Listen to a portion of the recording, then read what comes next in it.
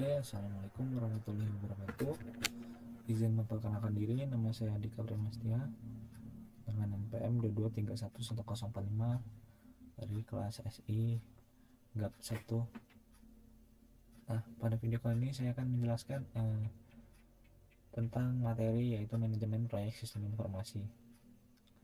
Tentunya manajemen proyek sistem informasi ini membangun dan mengelola sistem informasi yang efektif dan efisien serta membutuhkan strategi yang terstruktur. Kita next. Definisi dan konsep proyek sistem informasi.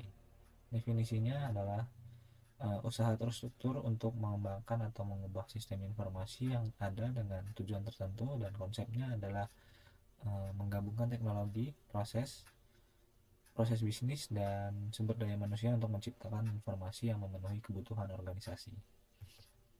Next. Tahapan proyek sistem informasi yaitu yang pertama ada perencanaan atau inisiasi,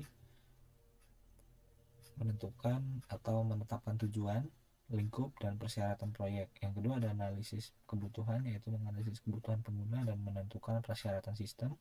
Selanjutnya ada perancangan dan pengembangan, yaitu merancang dan membangun sistem informasi yang sesuai dengan persyaratan.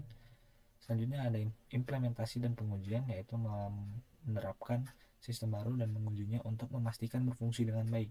Dan yang terakhir ada pemeliharaan atau dukungan, memberikan dukungan dan maintenance atau pemeliharaan untuk menjaga kestabilan sistem. Next. Perencanaan dan inisiasi proyek, yaitu yang pertama ada menetapkan tujuan, menentukan lingkup, membuat jadwal, dan membuat anggaran. Menetapkan tujuan itu tujuan dengan yang jelas dan terukur. Menentukan lingkup itu menentukan batas proyek, dan membuat jadwal ini menetapkan timeline proyek, dan yang terakhir yaitu mengembangkan anggaran atau membuat anggaran yang akan memprediksi biaya proyek tersebut. Next. Analisis kebutuhan sistem informasi, yang pertama ada identifikasi kebutuhan, yaitu melakukan wawancara dengan pengguna untuk memahami kebutuhan mereka. Selanjutnya ada analisis data, yaitu menganalisis data yang ada untuk mendapatkan gambar yang lengkap. Dan yang terakhir ada dokumen kebutuhan, yaitu untuk mencatat semua persyaratan dalam dokumen resmi. Next. Perancangan dan pengembangan sistem informasi, yaitu membuat desain sistem yang memenuhi kebutuhan, dan pengembangannya sistem ini berdasarkan desainnya. Next. Implementasi dan pengujian sistem informasi, yaitu dengan instalasi sistem, yaitu memasang sistem baru pada lingkungan produksi. Selanjutnya ada pengujian sistem, yaitu melakukan pengujian menyeluruh untuk memastikan sistem berfungsi dengan baik. Dan yang terakhir yaitu pelatihan pengguna atau melatih si user tentang cara menggunakan sistem yang baru.